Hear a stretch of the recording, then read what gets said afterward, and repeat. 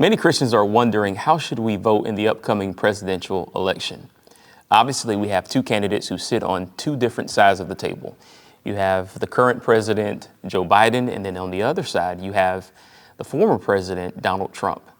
And with the recent findings of being guilty of 34 charges, we now see an increase of the tension that we saw just 4 years ago within the Christian community on whether we should stand up for Donald Trump or whether we should celebrate his findings of being guilty.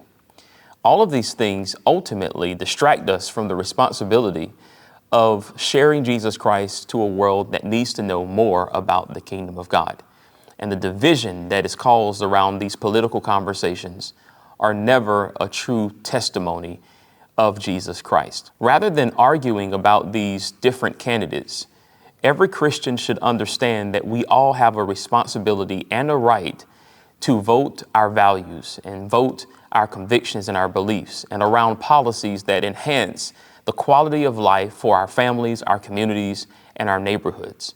But once we have voted our values, we must then accept the sovereignty of God, knowing and understanding that no political candidate has ever reached office without the control, the authority, and the permission of God.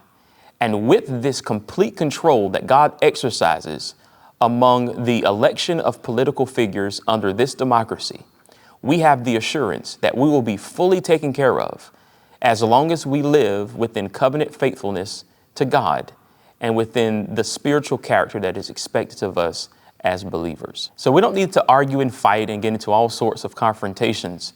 We can just simply vote our values and trust God. And so as we go into this political session, this political climate, this presidential election, let's never forget that we have a human responsibility and a divine responsibility.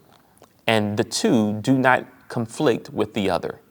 We can do both and live peacefully and under the providence of God.